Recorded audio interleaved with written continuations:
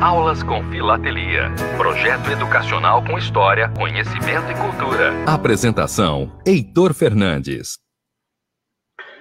Muito bom dia. Hoje é quinta-feira, dia 13 de agosto. Estamos começando mais um programa Aulas com Filatelia, pelo Web Rádio Censura Livre. E hoje o nosso tema são os 222 anos da Revolta dos Alfaiates, também conhecida, né, como Conjuração Baiana, Inconfidência Baiana. É um fato histórico, já marca aí 222 anos.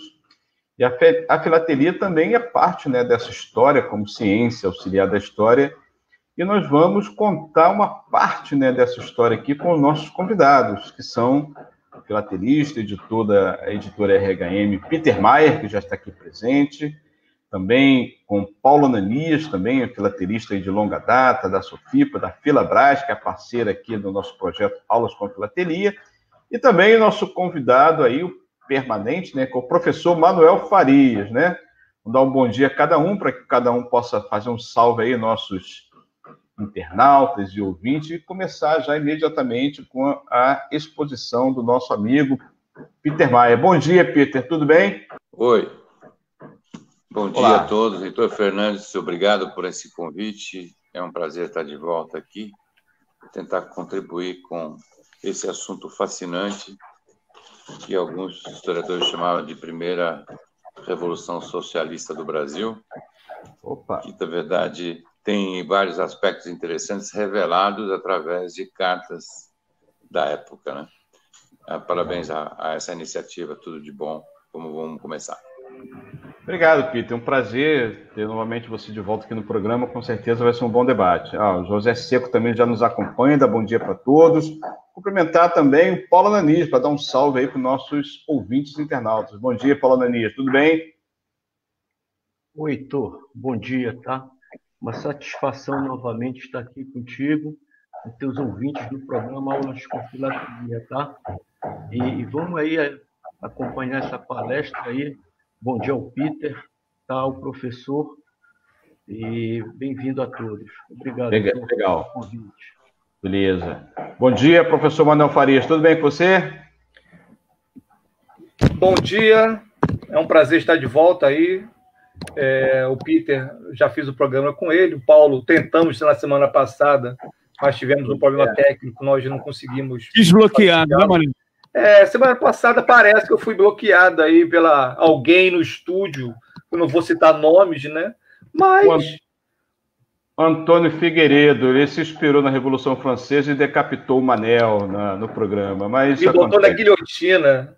Ele é horrível. Mas é um prazer estar com vocês de novo.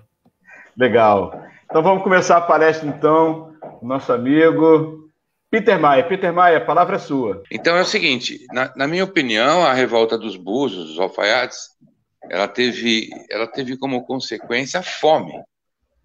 O povo invadiu o açougue, a mandioca estava num preço absurdo, porque os latifundiários portugueses, a maioria deles, estavam na verdade, vendendo açúcar, que era um grande negócio, e tabaco, que eles trocavam por escravos. Uhum. Esse era o problema. Então, houve revolta do povo com fome.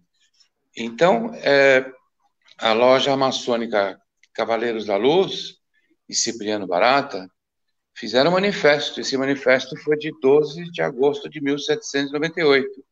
Uhum. E no manifesto, ele diz assim: todos seremos iguais, liberdade aos irmãos, veja o termo irmãos, e ele provocou, através de pessoas simples, escravos, ex-escravos, alfaiates, ourives, profissionais, uma revolta. E essa revolta, assim como a dos malês, ela foi traída. Então, o governo ficou sabendo de que eles iam fazer uma revolta. Inspiraram a Revolução Francesa, a independência norte-americana, a própria Inconfidência Mineira e o Haiti também, né, que é uma história bastante interessante. Então, eles chamam isso de a primeira Revolução Socialista, porque foram as pessoas mais simples e humildes que, passando fome, foram para a rua, enfim, e queriam, entre outras coisas que até hoje a gente quer. Algumas a gente conseguiu. A abolição dos escravos, que é uma bandeira da maçonaria desde que ela entrou no Brasil, em 1797, que mais difíceis e que até hoje a gente não conseguiu. Redução de imposto, aumento de salário e fim do preconceito. Coisas que até hoje a gente está querendo. E a abertura dos portos, porque o Brasil só podia ter contato comercial com Portugal. Então, por isso que tinha contrabando, enfim. Que, aliás, existe até hoje também. Então, se a gente for olhar bem, a gente conseguiu a abolição dos escravos, entre aspas, né? Porque eu vejo que com um salário pequeno, a pessoa continua sendo escrava, porque trabalha por um pedaço de papel que é produzido por uma empresa, Casa da Moeda, e pelo governo. Então, você condiciona a sua vida, seu dia a dia, sua rotina, por um salário que mal dá para a subsistência. E é uma república. Então, a gente pode questionar todos os 6 fatores que já eram questionados naquela época. Verdade. O resultado disso é que quem pagou o pato, se o Tiradentes pagou o pato na Inconfidência, os outros 5 menos conhecidos, 4, na verdade, porque um fugiu. Foram 2 soldados, foi o Luiz Gonzaga das Virgens, foi sentenciado, o Lucas Dantas, que era soldado, o Manuel Faustino dos Santos Lira, que era um adolescente, que pagou com a vida, e João de Deus Nascimento. E o Orives foi esperto. Então, o julgamento deles foi 8 de novembro de 1799, e eles foram enforcados. Só que foi de novembro de 1799. E o povo reclamou, porque... Aliás, desculpa, eles foram enforcados dia 8 de novembro e foram enterrados dia 13 de novembro, porque a cidade, eles foram esquartejados, as famílias que nem no Tiradentes até 3ª geração, aquela coisa toda, e a cidade ficou com ar empesteado, com urubu, e o povo não queria mais. Falei assim, não dá, isso aí não dá. E aí os carmelitas enterraram eles em lugar desconhecido, que, aliás, temos isso também hoje, né? São cemitérios clandestinos. Então, você vê que a história se repete, né?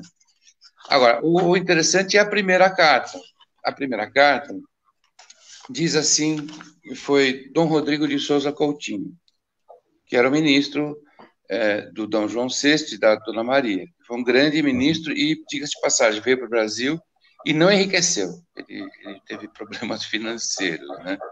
Ele escreve nessa carta, a carta é de 4 de outubro de 1798, a parte interessante, ele diz assim, entre as pessoas que se faz menção com mais afeição aos princípios franceses, é o texto de dentro que eu estou lendo, o padre Francisco Agostinho Gomes, homem rico, dono do Bergantim Amizade, tá?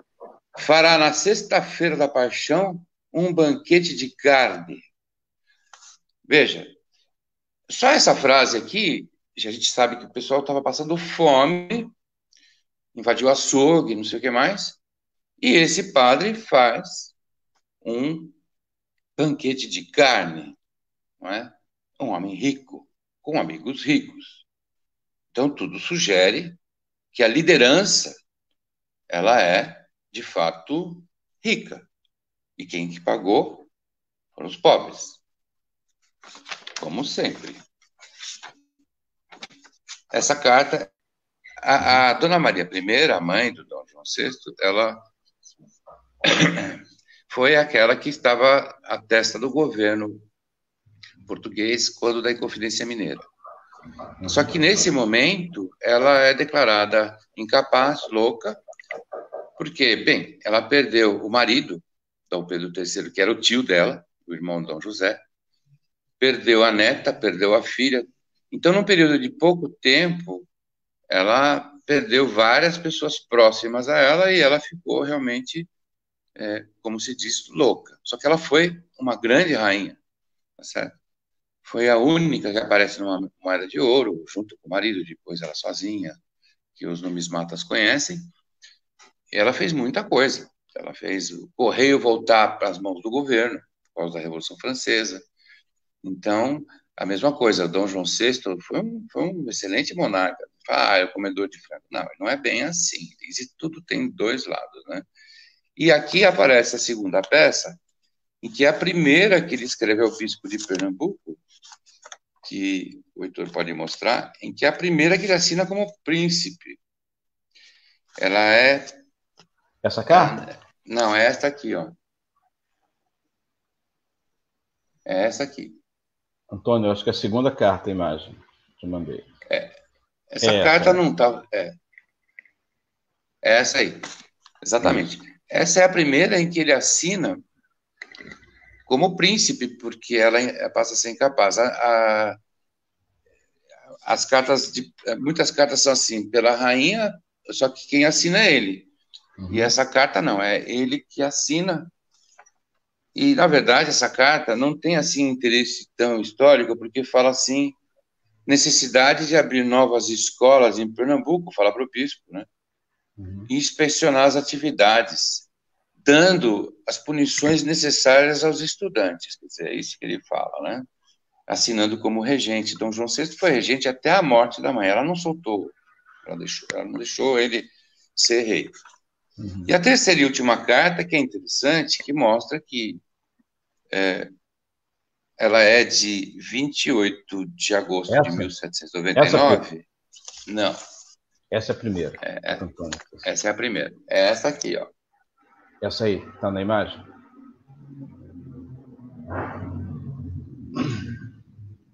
É essa mesmo. Tá pelo príncipe regente em cima. É essa aí. Isso. Não. Ela é dirigida ao reverendo bispo de Pernambuco. Não é essa, não. Essa? Legal. Exatamente. Então, ele fala essa aí. Essa é importante porque ele dá perdão aos rebeldes, tá? Com exceção dos crimes hediondos, como, por exemplo, falsificar dinheiro, perjúrio, matar ou injúria, né? Falsificar dinheiro era muito comum na época, né? Tem palestra de numismatas aí, é muito bacana. Então, na verdade, o Cipriano Barata não, ele foi preso, ele só saiu da prisão em 1801. Esse era um rebelde. O Cipriano Barata é uma figura que merece, ele sozinho, uma palestra, porque ele anteviu a Constituição da Mandioca, né, de 1824, a dissolução da Assembleia em 23, ele falou antes, 5 dias antes, que vai ser marmelada, foi preso, tá? Escreveu de dentro da prisão os prospectos dele. Esse era o revolucionário. Foi ele era considerado parte da elite, né, Peter? Porque ele era médico, jornalista, né? Sim, porém, ele era um cara instruído, sim, mas revoltoso. Ele andava em Portugal com roupas brasileiras, chapéu de palha, sabe? Foi estudar lá medicina, mas ele andava com vestes brasileiras. Ele não usava aquela pompa portuguesa. Então. Ele era um cara da elite, mas provavelmente uma pessoa que não estava incomodada com a situação do povo, né? Ontem mesmo assisti a série Júlio César, o poder subiu a cabeça, mas ele pensava um pouco no povo. Então, o Carlos Castanheira diz na Erva do Diabo que o primeiro o perigo do homem é o medo, o segundo é o dinheiro, o terceiro é o poder e o quarto é a velhice, né? Da velhice, acho que a maioria ninguém escapa, né? Quer dizer, o poder pode inebriar, eu não sei como é que é, mas os que estão no poder sabem, né? O poder sabe, esse sabe. Ele sabe, deixa inebriado, seja quem for, né? Com certeza. Então, é isso, quer dizer, essa é a síntese aqui como eu vejo a Conjuração Baiana, um momento interessantíssimo da história do Brasil. Sem dúvida. Agora, diz as pesquisas que eu fiz, Peter, que tanto o padre Agostinho Gomes e o Cipriano Barata ele era um adepto do pensamento francês, né? E eram muito críticos ao sistema colonial português em vigor, né? Na época. Eles encabeçaram, de fato, a revolta, né, dos alfaiates, mas foram poupados, né? Não foram mortos. Quem foram mortos foram os 2 soldados, os 2 alfaiates, né? Diferente também nessa analogia que fazem com a Inconfidência Mineira, né? Tem esse debate entre historiadores, né? A Inconfidência Mineira, há pouco tempo, um amigo nosso escreveu um livro que é muito interessante. Eu escrevi a orelha do livro, o André, historiador, professor de história, e é verdade, os inconfidentes, a maior parte deles, não perdeu 10% dos seus bens. Os que foram exilados, morreram, mas eles não pagaram um preço muito alto, não. Eles voltaram, recuperaram seus postos, o Tiradentes pagou com a vida, o Cláudio foi suicidou, sei lá, se ele foi morto ou se ele se enforcou, mas a maioria saiu-se, da elite, né? Saiu-se relativamente bem, voltou, recuperou. Na revista História, que era publicada, esse André, amigo meu, ele publicou o retorno de quanto que... O Tiradentes não era uma pessoa pobre, tampouco, né? Ele não era pobre. Não eram pessoas pobres, mas... no fim, eles acabaram não sofrendo. Eu fui muitas vezes, agora, a Paris, né?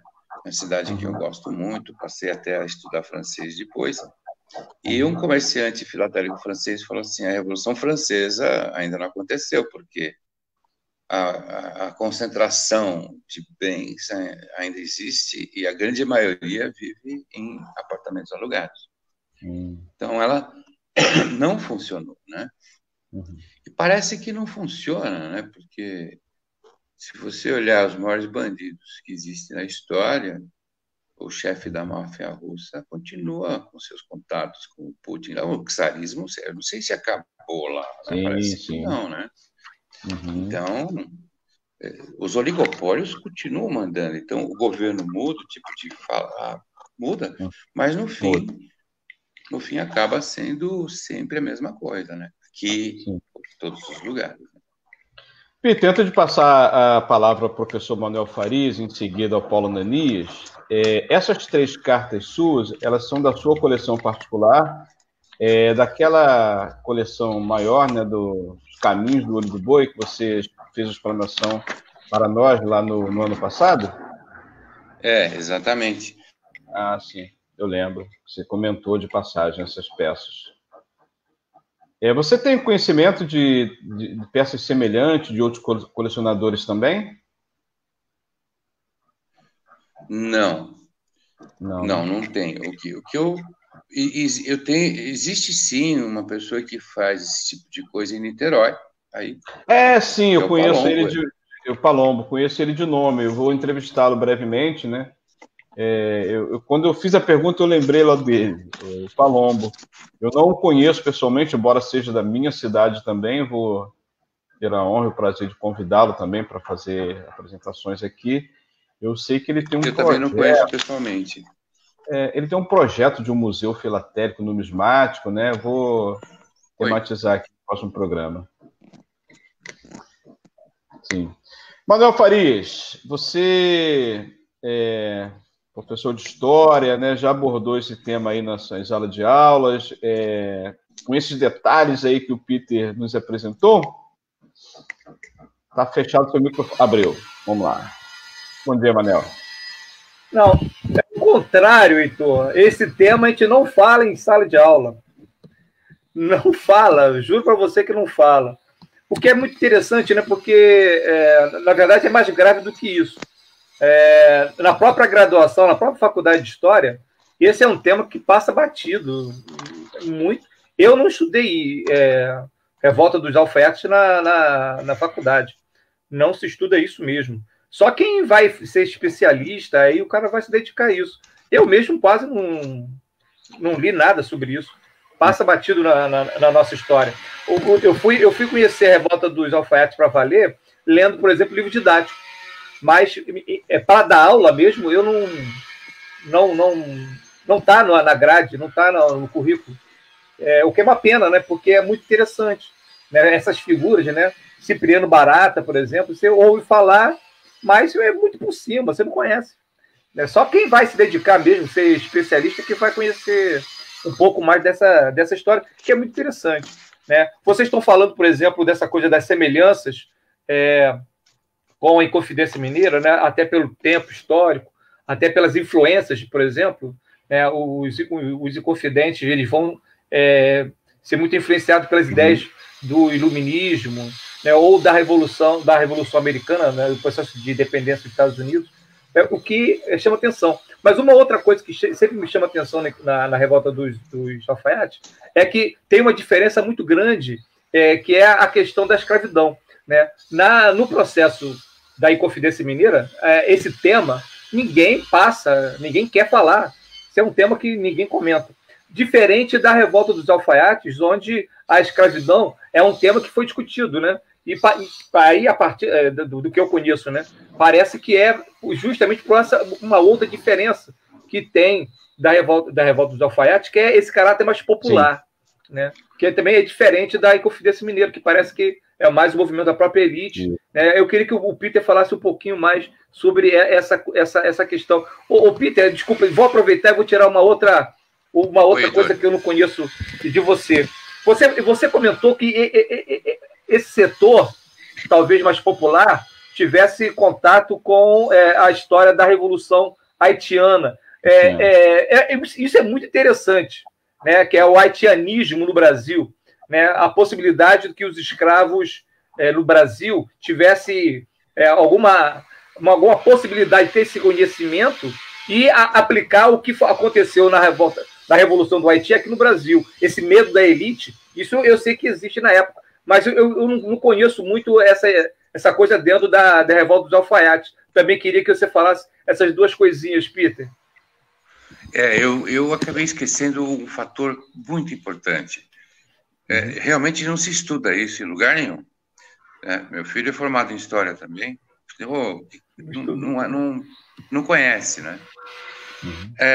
É a interferência de um militar francês chamado Antoine René Larcher. Ele escreveu para o diretório de que queria aumentar a influência da Revolução Francesa e ele veio para o Brasil. Ele estava no Brasil antes da Revolta dos Alfaiates. E ele entrou em contato com o pessoal, a loja maçônica Cavaleiros da Luz, e prometeu o seguinte, olha só, se vocês fizerem essa revolta, nós daremos o suporte militar, naval, só que em troca, nós queremos a Amazônia. E foi um filatelista, historiador da Universidade Federal do Rio de Janeiro, Marco Morel, que foi até Paris e leu essas cartas e escreveu um artigo sobre isso. Então, quando eu mostrei essas cartas para ele, ele falou assim, nossa, eu fui estudar em Paris, eu vi as cartas, copiei e traduzi. Ou seja, esse homem chegou a Salvador com essa promessa, vamos trocar esse apoio militar pela Amazônia, olha só. Só que Dom Rodrigo de Souza Coutinho, que não era nem um pouco bobo, soube disso, porque havia serviço de espionagem, prendeu o cara quando ele voltou para Lisboa, deixou ele lá preso, ele queria se comunicar com o diretório, ele não conseguiu. E o Dom Rodrigo deixou ele preso lá até a onda passar. Ficou preso lá. Então, veja só que interessante como teve, sim, influência de elite da Revolução Francesa, primeiro porque os caras estavam falando francês. Né? O escravo, o alfaiate, não falava francês. Né? Imagino que não. Né? Então, você veja que é a influência da elite. Então, é aquela velha história, a elite instigando a população a se revoltar e depois a pagar o preço. Está provado. Então, tem até uma tese de doutoramento de uma historiadora da USP que desmistifica. Isso aqui não é uma revolução socialista do povo, levantamento do povo e tal. Tem influência de gente com poder. Só que eles não tiveram a paciência e foram delatados. Se eles tivessem a paciência, talvez forças francesas viessem. Só que eles tinham os problemas deles lá também, né? Então, é que nem a independência de Portugal. A independência de Portugal em 1640 foi porque a Espanha estava olhando para o outro lado, Catalunha, Flandres. Então, aí eles viram a oportunidade de voltar a ser um país. Portugal deixaria de ser um país se não fosse isso. Então, eles estão olhando para um lado e acontece a coisa do outro. É que nem dirigir o carro, né? Você olha para um lado, você vai olhar, tem que olhar para todos os lados, senão você bate o carro, né? Então, acontece isso na história. O cara está olhando para um lado e aí bateu ali, ó. Pronto. Então, foi isso que aconteceu. Nesse caso aqui, eles não tiveram paciência, né? Perfeito. Antes de passar a palavra ao nosso amigo Paulo Ananias, quero dizer que nossos ouvintes internautas já estão aqui interagindo com o programa. Aqui, ó, tem 2 participações de 2 extremos do país, né? Primeiro, o nosso amigo Oni Araújo, nosso conterrâneo, Manel, né? De Niterói, São Gonçalo. Ele que é grande amigo lá do Rio Grande do Sul, manda um salve aqui, salve Manel Heitor. Retribuo também o salve aqui ao Pito e Paulo Ananias. E no outro extremo, lá em cima, lá do Amazonas, Jô Souza, bom dia, adorando a aula de hoje. Obrigado, Jô, obrigado, Oni. Continue na escuta aqui conosco. Passar a palavra ao Paulo Ananias para fazer também. Ao José Seco também, já nos deu bom dia inicialmente. José Seco, filatelista lá de São José do Rio Preto, se não me engano. Rio Preto, confirma aí, José Seco. E também nosso amigo Paulo Ananias, que vai falar agora, né, fazendo aí suas perguntas, seus comentários ao nosso amigo Peter. Paulo Ananias, contigo.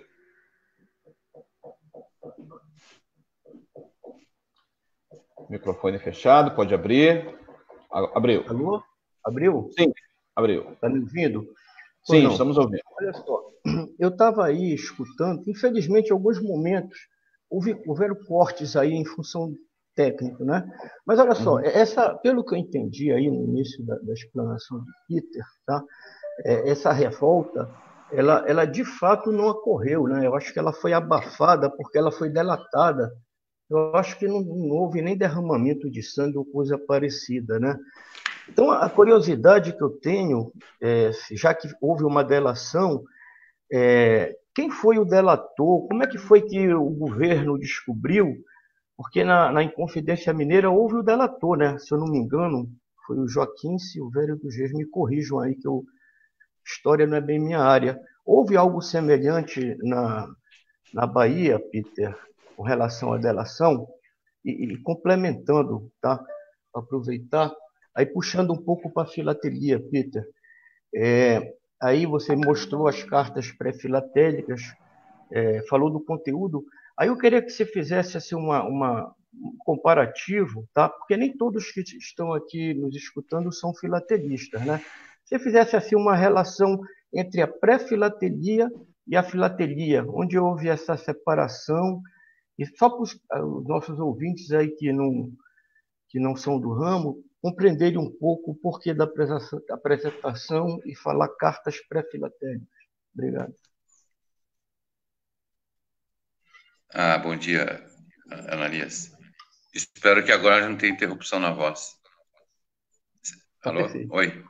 Tá perfeito? Pode falar, Pedro. Tá perfeito agora. Tá perfeito. Então, esse negócio da denúncia não está esclarecido no caso da Conjuração Baiana, assim como não está na outra revolta que eu gosto muito, que é a Revolta dos Malês, de 1875, em Salvador.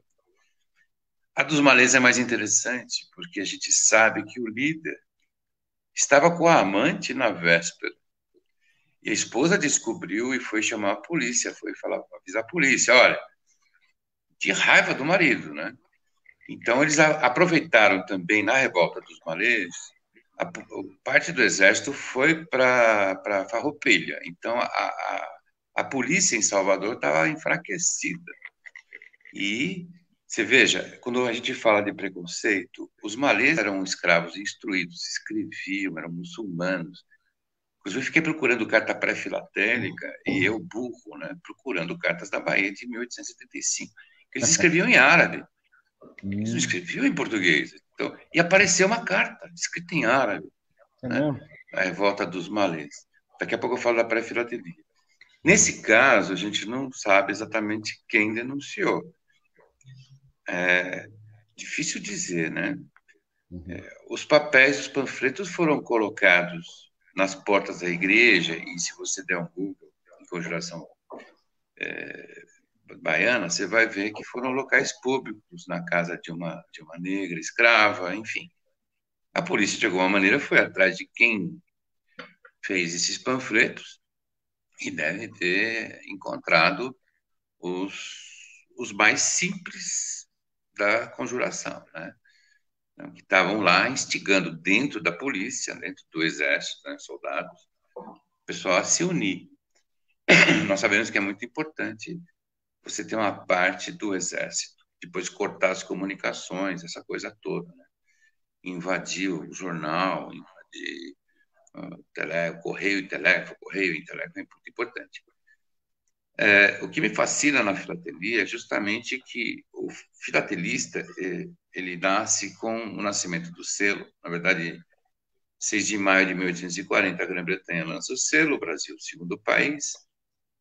1º de agosto de 1843, e o Meuns, que é um publicador de livros belgas, filatelista, publica um primeiro catálogo e coloca uma ordem e estipula valores para um pedaço de papel que normalmente seria jogado fora, né? Por isso que eu digo assim, o comerciante de selos é um lixeiro de luxo, porque uma coisa que ia ser jogado fora, porque serviu a um propósito, que é pagar por uma mensagem escrita de forma antecipada.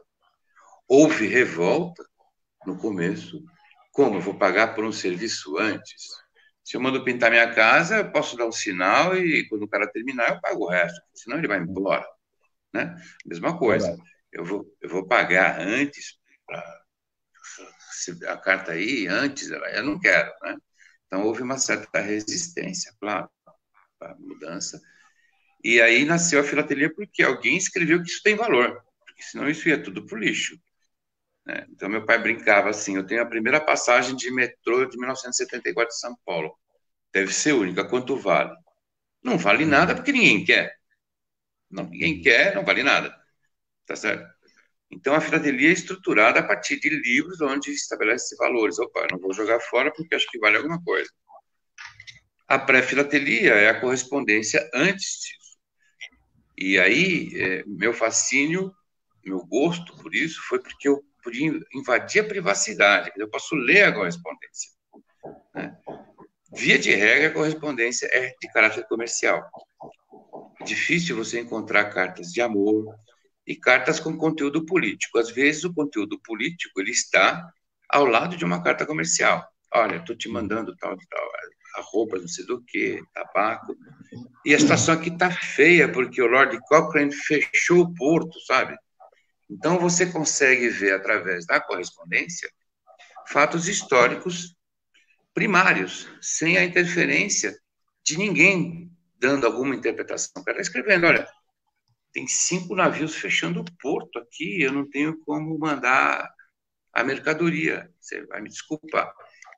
Então, ou um escrevendo para o outro, olha, a família imperial voltou correndo para Lisboa. Não está dizendo que deixou Dom Pedro I, escreveu que todos voltassem, né? Então, é uma correspondência paralela de 2 pessoas dizendo, olha, aconteceu isso, aconteceu aquilo. Isso na pré-filatelia é possível. Lembrando que não existia envelope. Até 1860, no Brasil, não existia envelope. Então, o selo fechava a correspondência. Por isso que os primeiros selos em cima de cartas são difíceis, e mesmo soltos. Por quê?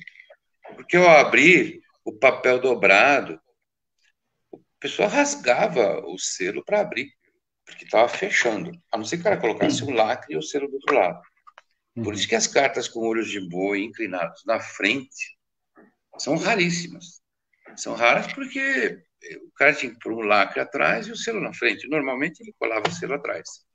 Eu vi um caçador de tesouros que eu conheci, ele veio com 10 cartas com olhos de boi. 10.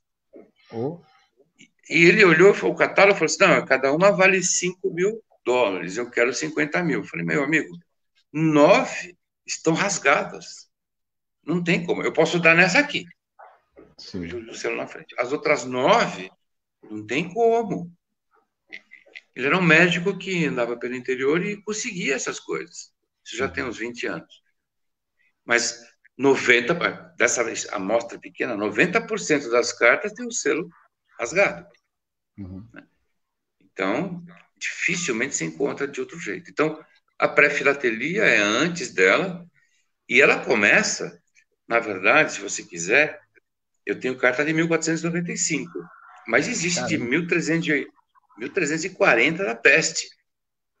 Então, um dos assuntos interessantes é colecionar cartas desinfetadas, vai até o antrax, 2006, por causa de quarentena. Então, você tem desde a peste de 1340, aquela peste que já naquela época veio da China, tá certo? Já naquela época, do deserto de Gobi, teve origem, a peste bubônica, até agora. Quer dizer, é uma coleção fantástica. Filatelia é fascinante. Né? Recentemente, teve uma exposição de um rapaz que fez uma coleção de um único selo, dos 50 Reis Cabral. Ganhou ouro numa exposição, tá? Com um selo. Só que ele estudou o selo a fundo. Isso é filatelia. Estudo, claro. Parabéns, Peter. Bacana essa abordagem. Aí oportunizada pelo Paulo Ananias. Peter, estava previsto também participar aqui conosco, né, o Antônio Francisco, que também é da Filabras e é da Sofipa, né? Pediu ao Paulo Ananias para, nas considerações finais, falar um pouquinho também da Filabras e da Sofipa. O José Seco me corrigiu aqui, puxou minha orelha, em São José do Rio Pardo, não São José do Rio Preto. Está corrigido.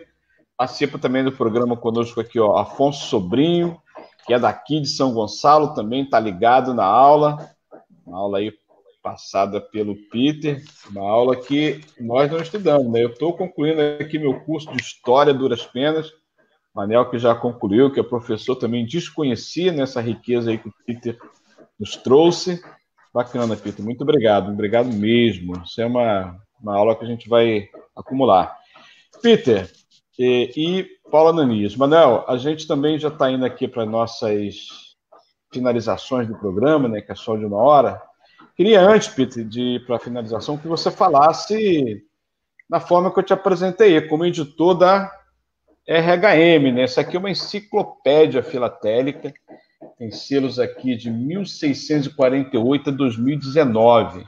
Isso aqui é meu, comprei, né, lá da editora RHM, ninguém tasca. Peter, fala um pouquinho aí da editora, seu trabalho filatélico à frente dessa editora. Fazer o catálogo de selos do Brasil há 36 anos é um desafio, porque quando eu comecei com isso, saí da minha profissão original, meu pai dizia, não, você vai viver só da produção desse livro. Então, isso, na verdade, nunca aconteceu. Por quê? Porque no Brasil é diferente. Da Alemanha, por exemplo, o Michel tinha, né, não sei se tem agora, 300 funcionários, e a editora Michel só produziu o catálogo com 300 funcionários. Aqui, a editora RHM, ela é gigante, ela tem eu, o meu filho e a Helene, são 3. Caramba. 3 pessoas. Tá? Não tem gráfica, não tem nada. O que nós fazemos é tudo. O selo sai, a gente digitaliza, a gente escreve, a gente faz tudo, a gente faz a diagramação, faz tudo. Mas o correio dá aquele apoio, né, Fito? Hein? O correio dá aquele apoio. Correio não. Não, correio é uma palavra que eu risquei do meu dicionário já tem bastante tempo. Porque eu sugeri que os funcionários recebessem um catálogo de presente, todos eles, sem os preços. Por quê? Porque existe uma ordem cronológica ali, né? Quer dizer, tira a parte financeira, o livro tem uma certa importância. Claro. Só que essa importância está sendo modificada com a parte digital. Nós temos um catálogo online gratuito, e aí eu encontrei um santo homem chamado José Paulo Braida Lopes, que ele inclui diariamente, mas diariamente, é do grupo aí do Filabras, um artigo sobre cada selo produzido, que era um sonho do meu pai, Porque você abre um catálogo de selos da Espanha e tem o rosto de uma mulher. Por que essa mulher está nesse aqui? Sei lá, acho que ela é importante, né? Sabe? Aí você abre um livro, um catálogo de selos da Suécia e tem um homem lá. O que esse cara fez, né? Deve ter sido importante. Mas então, o catálogo não traz isso.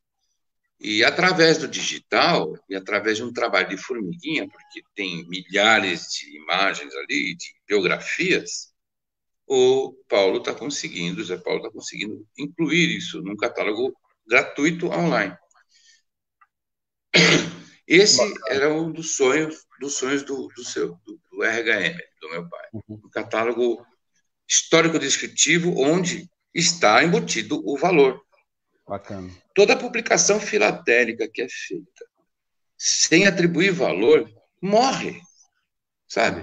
O catálogo de censuras, que você coleciona censuras, Heitor, do alemão Mayr, foi grau de raridade. Não é por aí. Tem que atribuir valor, tem que ter coragem de errar. Porque quando você faz o catálogo a primeira vez, como o Tinteiros Postais 94, lógico que tem um monte de erro de preço. É óbvio. Tá? Sempre tem. Sempre vai ter. Eu nunca consegui fazer um que não tivesse erro. Mas não é um erro, não. Deixa eu mostrar o meu catálogo de uso. Claro.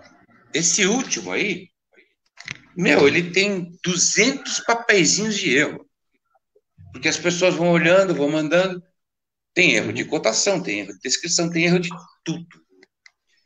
E é sempre o mesmo livro. Quer dizer, se sempre o mesmo livro tem erro, imagine os outros, né? Claro. Porque a estrutura do livro é a mesma. Tá, a gente tenta aumentar, melhorar, porque senão não justifica você fazer um novo, né? Então, para 2022, eu pretendo colocar capítulos novos. E esses capítulos surgem das coleções. Não sou eu que faço. Tá? Tem um cara colecionando vales postais. Se ele chegar a concluir o capítulo, porque como não tem o concorrente, o que é ruim, não tem o concorrente. Quando tinha o Antunes, e o Thaler, e o Huller, aí havia concorrência. Então, eu tenho que fazer um negócio melhor que o outro. Eu, uma vez, gostaria de ver um cara, um campeão olímpico de salto em altura, colocar a vara 1,5 metro para ver se ele pula 2,10. Eu acho que o cara vai pular 1,5 metro. É a minha opinião, não sei. Mas se ele consegue pular 2,10, mas você põe ele em 1,5, ele vai pular 1,5. Então, isso que acontece. Se não tem concorrência, você não se supera. Então, você tem que arranjar o quê? Um inimigo invisível. No caso, é o mercado, porque o número de filatelistas deu uma diminuída muito grande, e agora com a internet está subindo, está aumentando. Com a pandemia, aumentou mais ainda. Verdade. Sobre essa participação na internet, na finalização aqui, vou pedir ao Paulo Nunes que fale da Filabras, tenho agora também uma carteirinha de sócio. Peter, você deu uma sugestão aí que eu quero contribuir também. Os funcionários dos Correios, como eu, que já tenho 37 anos, nós recebemos um Vale Cultura no valor de R$50 por mês. É só que o governo quer cortar, Manel, quer cortar o Vale Cultura. Então, eu não vou poder mais ir ao cinema, não vou poder mais comprar livro, né? Peter, faz ainda, enquanto é tempo, um convênio aí com o Vale Cultura para a gente comprar material na RHM. Oi, Heitor. Oi. O valor já é pequeno, os caras ainda querem cortar? Quer cortar. 50 pau que eu ganho por mês do Vale Cultura me permite ir ao cinema, ir na livraria, eu compro mais livro, né? Então, eu posso acumular, é cumulativo, entendeu? Então, hoje eu tenho 450 paus, vou comprar enquanto ele não toma de volta. Então, poderia ter comprado, Peter, o catálogo, se tivesse aí um convênio que permitisse a gente comprar com o comércio eletrônico, né, o e-commerce, né, que você tem na RHM, a gente comprar aí o catálogo. Então, a sugestão, ok? A gente já tem, infelizmente, sem fazer clichê, o que é bom dura pouco, a gente já vai para as considerações finais. Vou pedir ao Paulo Nunes que fale um pouquinho também da Filabras, que é a nossa parceira aqui no projeto Aulas com Filatelia, né? O professor Manuel Farias também, e o Peter faz aí o fechamento dessa exposição. Paulo Nunes, contigo. Por não, meu amigo. Obrigado, tá? Primeiramente, aí, parabenizar e agradecer ao Peter aí pela explanação. E, como eu sempre te falei, esse teu programa está se tornando uma referência para a filatelia e para a cultura, né? Que junto os dois sempre vem coisas boas. A palestra de hoje foi muito boa, tá? O programa é nosso, não é meu não, é todo mundo. E falando da Filabras, aproveitando, né? A gente está vindo com umas novidades, aproveitar a audiência do teu programa, até para falar um pouco, tá? A carteirinha da Filabras foi uma novidade que a gente plantou agora recente. Se o Antônio Figueiredo puder mostrar aí, tá? Não apenas para mostrar, mas também falar sobre os benefícios que a gente está tentando trazer para os filatelistas, né? Que a Filabras, como você bem falou, ela aí na tela. Isso, é a minha, inclusive. Ela vem aí trazendo... Pô, você tinha 15 anos aqui nessa foto, hein, Paulo Ananias? Poxa, sem comentários, Heitor, sem comentários. Aí, Peter, o cara botou uma carteirinha de 15 anos de idade. Peraí, é para pagar meia, por isso que... Entendi, malandragem. Então a Filabras está levando virtualmente a filatelia, aí bem como até o Peter comentou, está havendo um crescimento realmente, tá? Então a nossa ideia é essa, é chegar aos filatelistas em qualquer lugar do Brasil, né? Que a gente sabe que são pouquíssimas as cidades que têm clubes filatélicos, e pela internet, pelas plataformas virtuais, a gente chega pelo WhatsApp, pelo Instagram, internet, Facebook, te leva as informações, novidades na filatelia. Tem o nosso boletim que está chegando aí também, né? Para também levar novidades, comentários, informações, artigos para levar aprendizado também para os filatelistas, tá? Então, você falou em convênio aí do Correio com a RHM, tá? Então, vou aproveitar o convênio. Uma das funções dessa nossa carteira aí apresentada é que a Filabras sempre busca benefícios para os associados. Não é só falar de filatelia que é bom, tá? Claro. Mas tudo envolve, né? Então, a gente está conversando com comerciantes, já temos vários contatos, no sentido de que beneficiar nossos associados. Um convênio onde as filatélicas poderão fornecer descontos, por exemplo, algum tipo de benefício que o nosso associado consiga numa eventual compra, né? Então, apresenta a carteirinha que certifica aí, está assinada pela diretoria, e futuramente a gente vai estar divulgando os conveniados que vão beneficiar nossos associados, tá? Então, esse é um ponto da carteirinha. Aí, outra coisa aí, rapidamente, que o Antônio Figueiredo mostrou, é o selo da Filabras, tá? Então, selo falando personalizado. Personalizado, está aí alusivo à fundação da Filabras, que foi 6 de abril, agora recente. Então, nós lançamos esse selo, tá? Comemorativo, personalizado à fundação, tá? E a novidade também, tá? Que esse selo, nós cedemos o direito de imagem para o nosso amigo da Filatelia 77, tá? O Júlio de Castro, nós cedemos, ele vai estar comercializando, tá? Porque ele está sendo procurado, tal qual foi da exposição Ananias. Só que da exposição Ananias, os Correios tornou personalizado básico. Então, qualquer pessoa chega no Correio, dá o código do produto e compra, tá entendendo? Já esse não. Ele é um personalizado particular, né? E que está sendo vendido pelo Júlio da 77. Tá? E ele que vai estar, porque nós não teríamos condições de fazer a comercialização. É muita gente pedindo, procurando, então é só procurar o Júlio. E para os associados da Filabras, está tendo um desconto especial, tá? A folha, se eu não me engano, é 54 nos Correios, o associado compra por 47 no Júlio, e o selo que sai a 4,50 com o Júlio sai a 4.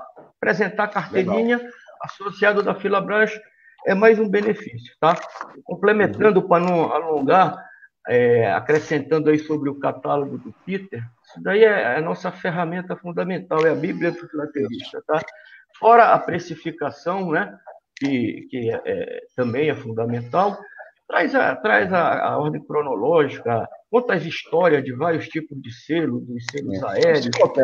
É uma enciclopédia, fala das taxas devidas, os selos de telégrafo. Então, são eventos na filatelia que estão bem descritos nesse catálogo, e é fundamental, tá? Que é um É um catálogo que traz conhecimento e filatelia. Pessoal, beleza, Paulo. Tá? Eu quero agradecer a todos aí, aos ouvintes, a você, Heitor, que sempre abre esse espaço para a gente, para a Filabras, ao Peter, ao professor Manuel, né? Desculpa. Manuel Faria. Né? Desculpa. Manuel Faria. A letra está pequenininha, que também teve uma excelente participação, tá? Obrigado, Heitor. Um abraço a todos aí, sucesso. Estamos juntos. O espaço aqui é nosso. Manuel Faria, antes de passar a palavra para o Peter, suas considerações finais aí na participação no dia de hoje, você que é nosso convidado permanente, a palavra é sua. Eu que agradeço, sempre participo do programa, sempre aprendo muito, né? Já falei isso para vocês e vivo repetindo. E nesse momento, Heitor, eu queria pedir um favor ao Peter, né? Diga. O Peter, ele falou sobre um tema que é muito interessante, mas que há 20 anos atrás ninguém sabia desse tema. Aí um professor da Bahia, o João José Reis, ele publica este livro aqui, ó. Tá dando para ver o que é? Escravo no Brasil, já, sim. É sobre a revolta dos malês. Hoje é um livro clássico da historiografia brasileira. Recomendo a leitura do livro, é um livro maravilhoso, incrível. E aí eu queria pedir ao Peter se ele tivesse a oportunidade de fazer um programa falando sobre a revolta dos malês, que é o tema do livro, e é um tema muito... que está na moda, inclusive, né? Diferente da revolta dos alfaiates, a revolta dos malês está na moda. Beleza, Manel. O Peter já é nosso convidado permanente. Quando ele quiser, aqui a casa está aberta, à disposição, né? O programa Aulas com Filatelia nosso é para uma modesta e singela contribuição aqui para a filatelia. O programa não é meu, como disse o Paulo Nani, o programa é nosso, tá? Pode ter certeza disso. Peter, queria que você falasse também no fechamento, considerações finais. Estava previsto aqui o 20º Encontro Internacional de Filatelia, né? Da Associação Brasileira dos Comerciantes Filatélicos, você faz parte, né? Esse encontro, evidentemente, foi cancelado por problema da pandemia, todos nós conhecemos. Aqui é uma publicação da Newman Filatelia, que eu recebo também aqui do Newman, onde eu comprei, né, o catálogo sobre censuras que o Peter se referiu, esse catálogo aqui, né? Fala um pouquinho sobre esse encontro, Peter, que infelizmente foi cancelado, né, por problema da pandemia. A palavra é sua nas considerações finais, fica à vontade. Obrigado, viu, pessoal? Foi um prazer falar com vocês. Eu não sou historiador, como eu disse, eu sou filatelista profissional. Faço parte da BCF e o presidente atual é o Roberto Assef, que está dinamizando, e ele conseguiu, junto ao Maksud, onde vai ser o encontro, remarcar para o ano que vem. A data está para ser definida, né? E vai haver o encontro, sim, e o Norman provavelmente fará a sua venda, seu leilão, nesse evento. Com relação à revolta malês, eu li o livro do Reis, só que é um livro escrito por um historiador. Meu filho também é. Então, quando eles escrevem, eu vou te falar, viu? Não tem rodapé, né? Tem rodapé, rodapé, rodapé. Por que não põe no texto, né? É duro. Por que não põe no texto? Porque eles têm que se pendurar tudo em, ó, eu tive essa informação aqui, essa informação lá. Foi assim, então a revolta dos malês, a filatelia mesmo, se o cara for começar a ler os estatutos, as leis e assim por diante, o cara dorme, é muito comum, né? Então, se você não falar alguma coisa picante, né, sabe, não sei se tem censura, que é sem censura, né, mas o livro que eu sonhei escrever é As Relações Sexuais que Mudaram a História da Humanidade. Opa! Esse seria um livro legal, entendeu? Porque vai vender, hein? Vai vender, vai sério, porque a revolta malê tem essa conotação. Mudou a história, tá? É isso. O Antônio gostou aí, ó. Ele ficou animado.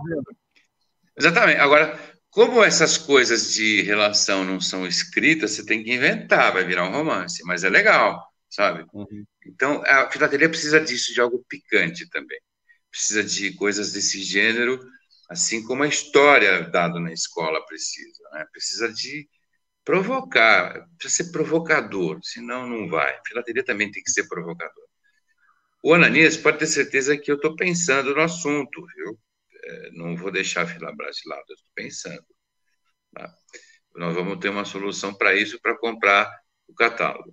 Eu tentei fazer o catálogo simplificado para vender em lojas, grandes redes. Eu vou confessar para você que eu distribuí em banca de jornal em São Paulo, só que eu não recebia.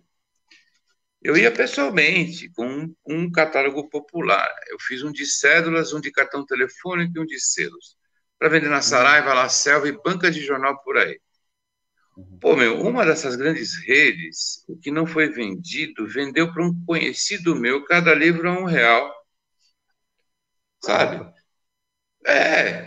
Tomou na mão grande. E aí apareceu na Praça da República por R$5 um livro que custava 40.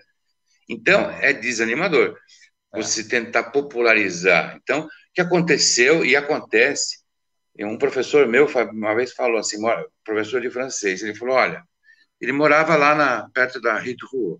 Eu falei assim, você colecionou selos? Porque você mora ali onde tem 200 lojas de selos. Eu falei, isso aí, meu filho, é coisa para rico. Colecionar é coisa para rico. Então, essa é a aura que tem. Por quê? O catálogo é caro, o álbum é caro, o protetor plástico é caro, o selo é caro, tudo é caro. Então, como é que você vai popularizar isso, sabe? Aí levar a criança para uma exposição, como teve em Salvador, é levar um monte de gente para a sorveteria para comer pão amassado. É sacanagem, é coisa de gente. Como popularizar? Sim. É difícil. Dá para fazer uma coleção com pouco dinheiro? Claro que dá. Mas aí entra outra componente, é conhecimento. Tá? Eu tive clientes com 12, 13 anos de idade que vinham de ônibus com dinheiro contado e fazer uma coleção fantástica. Tá? Eu fui jurado uma primeira vez em Ouro Preto, a melhor coleção era a que menos valor tinha. Então, na mesa de jurados, eu não tinha noção nenhuma. Se para a melhor coleção é essa aqui, ó. Mas essa vai só isso. Eu falei, bom, escuta, se for para ver só o que o cara gastou, então pede a cotação, a nota. Não é uma referência, né? Cara, e dá o prêmio de acordo com a coleção. Dá para fazer uma coleção com dinheiro? Dá sim. Dá. Então, a FIP mesmo, eu estava conversando com o Geraldo Macedo, está pensando nisso. Porque existe um prêmio de excelência em que não envolve o dinheiro gasto na coleção. Tem isso? Tem. Esses R$50 do César do Rio é um prêmio de excelência. O cara ganhou o Grande Prêmio Brapex, não com a coleção mais cara, mas ele pesquisou um selo, e é fantástico. Nós temos 800 selos regulares. Você pode colecionar um só e fazer uma super coleção. Isso que tem que ser ensinado. Dá para fazer com pouco dinheiro. Dá. Obrigado, sim. Peter. Não precisa comprar logo peças assim. Tá bom? Então é isso aí. Abraço a todos. Obrigadão, Peter. Por último aqui, a Jô Souza, lá do estado do Amazonas, fala, Heitor, faz um programa com esse tema, por favor. É o tema lá do Malês, que o Manel reivindicou do Peter. Já fica aqui pré-agendado. Vamos encontrar uma data para fazer essa combinação. Obrigado, Jô. Obrigado a todos os ouvintes, todos os internautas. Obrigado, Manuel Farias, Paulo Ananias. Obrigadão, Peter. Valeu mesmo a aula. Nada. Obrigadão. Foi uma grande aula para nós. Obrigado a todos os ouvintes, todos os internautas. Até a próxima quinta-feira, às 11 horas, aqui na Web Rádio Censura Livre. Obrigado, Antônio Figueiredo. Obrigado a todos aí da equipe da Web Rádio. Grande abraço. Fiquem em casa.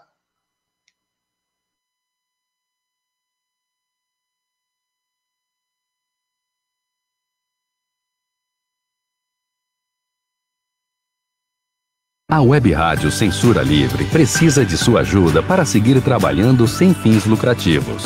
Colabore com qualquer quantia pelo Banco Bradesco, agência 6666, conta corrente 5602, dígito 2.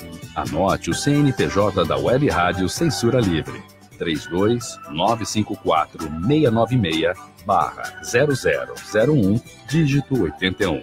Nossos apoiadores recebem prestação de contas mensal. Aulas com Filatelia. Projeto educacional com história, conhecimento e cultura. Apresentação: Heitor Fernandes.